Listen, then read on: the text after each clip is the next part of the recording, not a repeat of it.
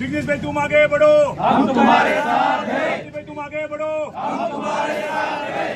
આપણા થોડાક સમય પહેલા આપણા વાવથરા જિલ્લાના પોલીસ સ્ટેશન ખાતે આપણા ધારાસભ્ય શ્રી જિગ્નેશભાઈ મેવાણી સાહેબ દ્વારા જે વાવથરાની અંદર જે ખુલ્લેઆમ ડ્રગ્સ અને દારૂનું વેચાણ થતું હતું, આ વેચાણ બાબતે આપણા ધારાસભ્ય શ્રી જિગ્નેશભાઈ મેવાણી સાહેબે ત્યાં પોતે ગુજરાતના ગૃહમંત્રીને જે કામ કરવાનું હોય એ પોતે ધારાસભ્યએ કામકાજ કર્યું અને જે એવું કામકાજ કર્યું સમગ્ર ગુજરાતની અંદર નોટ લેવાની ત્યાંથી કરી અને પોલીસના મિત્રો એટલે પોલીસ પરિવારના અમુક બુટલેગરોએ આપણા ધારાસભ્ય શ્રી જિગ્નેશભાઈ મેવાણી સાહેબને બદનામ કરવા માટે અમુક જગ્યાએ કલેક્ટર ઓફિસે જિલ્લા વડાના ઓફિસે આવેદનપત્રો આપ્યા સાહેબના વિરોધમાં, પરંતુ સાહેબના કહેવાનો મતલબ એ હતો કે પટ્ટા અને ટોપી કેના ઉતરવા જોઈએ કે જે લોકો બુટલેગરોને સાથ સહકાર આપતા હોય એવા લોકોના પટ્ટા અને ટોપી ઉતરવા જોઈએ।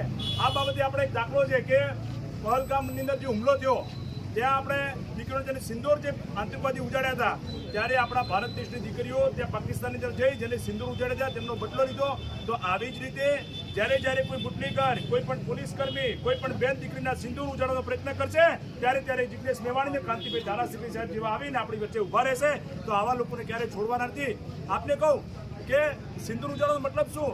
કોઈ પણ બુટલેગર દારૂ વેચે છે, એને પોલીસ કર્મીને સાથ સહકાર આપે છે, એના હપ્તા લે છે, ત્યારે બેન દીકરીનું ત્યાં સિંદૂર બચાવવા માટે પણ આપણે જિગ્નેશભાઈ અને કાંતિભાઈ ઝુંબેશ ચલાવી રહ્યા છે, તેની આપણે તમે ને હું આપણે સૌ સાથે મળી અને એમને સાથ સહકાર આપીશું, જેથી કરીને આવનારા સમયની અંદર કોઈ પણ બુટલેગર, કોઈ પણ ધારાસભ્યના વિરોધ, કોઈ પણ ભ્રષ્ટાચારી અધિકાર ધારાસભ્યના વિરુદ્ધ કોઈ પણ જગ્યાએ જઈ ના શકે, તેની માટે આપણે આજે અવાજ ઉપાડવાનો છે।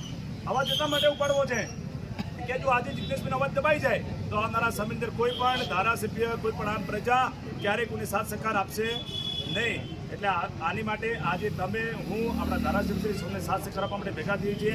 બીજી વાત કે આપણા બનાસકાંઠાની અંદર જ્યારથી પ્રશાંત સુપે એસપી સાહેબ આવ્યા છે ત્યારે એમને પણ બુટલેગર ઉપર લગામ લગાવી છે, ત્યારથી આજથી લઈને તમામ સ્ટેન્ડો રોડ પર બંધ છે। તો આજે બનાસકાંઠા એસપી સાહેબને ફરી વિનંતી કરીએ છીએ કે આ બુટલેગરો ફરી સ્ટેન્ડો ચાલુ ના કરી જાય એ આપ ધ્યાન રાખજો, નહીંતર અમે અમારા ધારાસભ્યની આગેવાની હેઠળ અમે જનતા રેલીનું આયોજન પણ કરીશું સાહેબ, બરાબર ને?